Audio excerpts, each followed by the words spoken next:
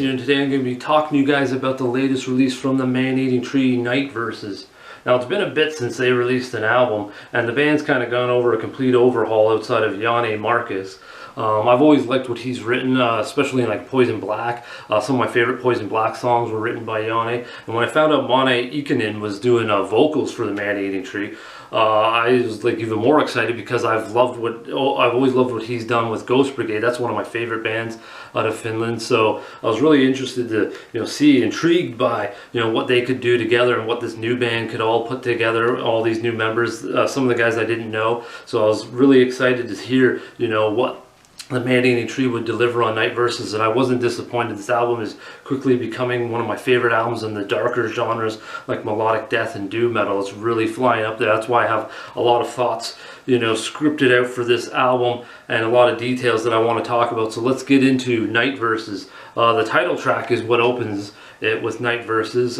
This is a more atmospheric instrumental piece. It's really unique and mesmerizing. I felt kind of cinematic type of piece that would open like a horror movie or suspense, the way it kind of breathes into the album there. It absolutely captures the essence of darkness and night, I felt, and seamlessly blends right into Days Under the Dark, which this is an awesome track as well. I loved how the album opens here with these two pieces, or one's a piece, instrumental piece, and then we go into Days Under the Dark. But this one's actually a longer song, and I like what it captures as well. It really unveils this dark mixture of calmness and intensity, with many elements combining to create this diverse and captivating emotions and atmospheres. I love the instrumentation and a lot of the atmosphere that comes alive on Days Under the Dark. And I felt like these two really set the tone for the album, Night Verses and Days Under the Dark. I felt like this really sets the tone of what you're going to get instrumentally, vocally, emotionally, and atmospherically. What you're all going to get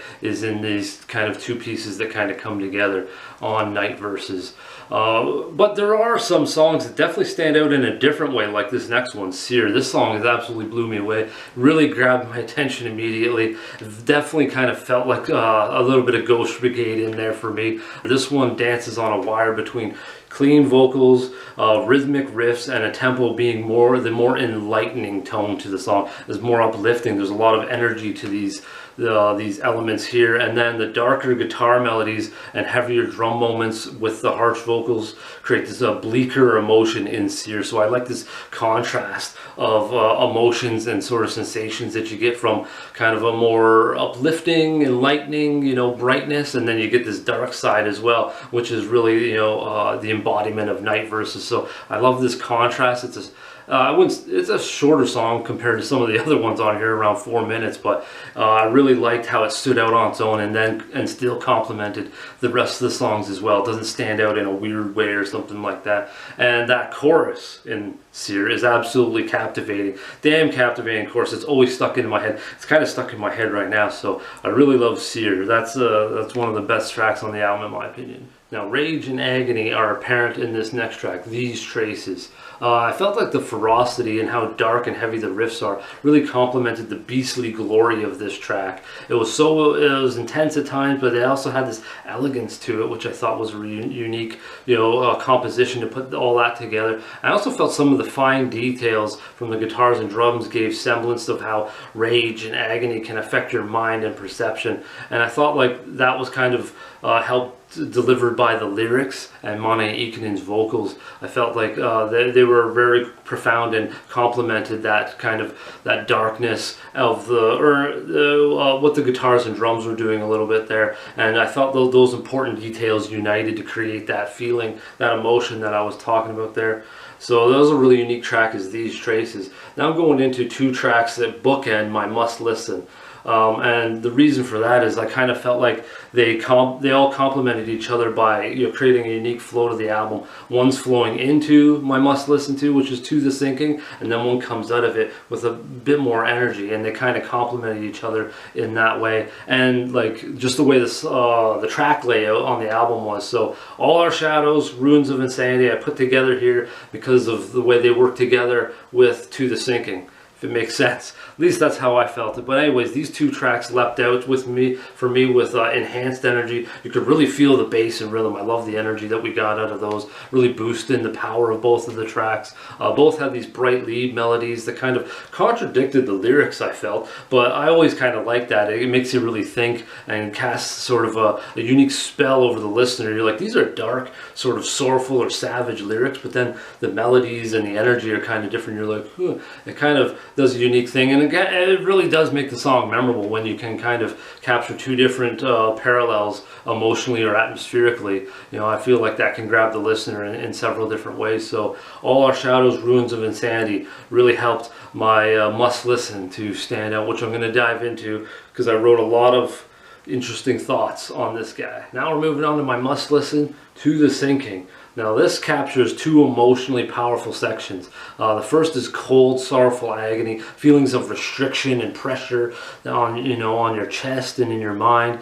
I felt like it's all captured within tranquil, clean melodies and accentuated by this distant, echoing shudders that kind of dance around in the distance of the horizon there. And if you're patient, you can really feel the potency of the long-held syllables and words, you know, they're projected by Monet Ikinen's vocals. I think he does a fantastic job of being kind of the forefront of this section. I felt when he comes in, and you can really feel the passion and the emotion that he captures with a lot of his singing and a lot of the pain that he delivers in this first section. I thought he does a fantastic job of being really, you know, in the forefront and delivering quite a bit for To the Sinking. The second section is really kind of out of nowhere. I really loved how this is delivered. It is an abrupt, sharp change, and it has a wicked, tremendous blast of fierce intensity from the stinging guitars to the vocals of Monet, along with this jarring backdrop of, you know, volume and intense atmospheric, you know, intensity, and also simple yet effective drums that I really liked. Not over the top, but just really complementing what the song was doing at the time, what the intensity was, the emotions and that type of stuff. I really felt the drums did a fantastic job of just doing what they needed to do in this spot and not kind of go over the top. All this captures such grief and pain and is delivered, and all that is delivered in the lyrics really, really well. I felt yet after all of this, it kind of settles down a bit, and it all is quelled by the peace and the relief attained in these pleasant, glistening melodies that kind of are delivered for the last, you know, minute or so of the song. So To the Sinking is a really unique, emotional, atmospheric roller coaster ride. It really comes in a certain way, you know, peaceful, tranquil, with a hint of darkness and sorrow and all that type of stuff, like I explained, and then it just explodes, and then I don't know, it's just a unique river flow-esque type of song. And I really liked what the Man-Eating Tree brought and delivered and captured in To the Sinking. Really unique track, and that's why it's my must listen. Now coming out of To the Sinking, we go to Ruins of Insanity. Like I said before, how it bookended with All Our Shadows, I like the energy that Ruins of Insanity brings. We come out of dark, you know, slower atmosphere there, and then we get some more higher energy, higher tempo. And I like that Ruins of Insanity kind of transitioned us into towards the end of the album with the last two tracks. The first one being Abandoned.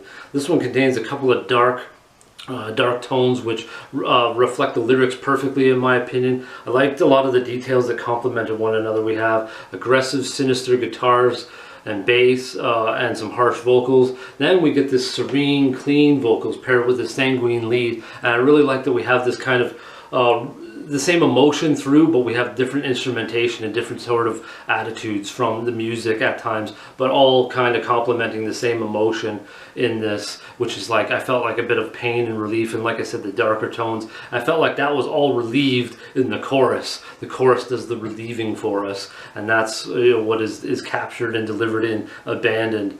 I love how this album ends with reflections. I felt like this song is the epitome of night verses. It delivers quite a bit. It is the essence of what this album captures, and there's a lot here to really to soak up, even though it's kind of it's another slower track and doomier, but I like a lot of the details and how it broods along. I felt like this composition is at war with itself, and early on I get this pastoral visual that is conveyed by the pleasant piano and this melancholic sort of epitaph, and I felt like that was really like this really engaging piece for the beginning of Reflections, but slowly, very slowly, we get this gloomy, doomy sort of clouds that appear on the horizon in the shape of this twisted atmospheric backdrop. I love the monstrous, bleak, tormenting chords here that are really funeral doom-esque, really heavy and gnarly, something totally different that is delivered on this album, and the guttural hatred from the harsh vocals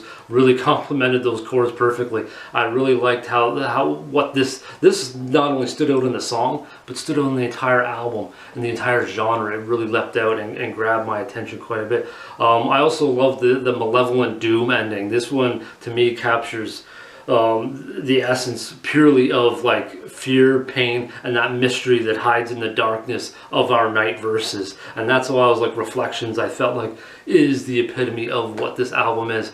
I think everyone in Night, the Man-Eating Tree did a fantastic job. I love what Monet Ikonen did on vocals. Awesome, you know, emotions between the clean and harsh. I know there's some other harsh vocals done on the album as well. I thought that was a nice contrast between the two different harshes. Gives us different emotions as well. But there was a lot captured on this album. Many, many details, like I said. So I feel free to check this album out. I really enjoy it. The more I listen to it, the more I enjoy it. You know, go down to the links below for where you can listen to the album. I'm going to put obviously all the songs in the description below, along with the must listen to and stuff like that. And if you have an album that has blown you away this year or blown you away ever, let me know down in the comments below, and I'll definitely check it out. Until next time, folks, how about some heavy listening?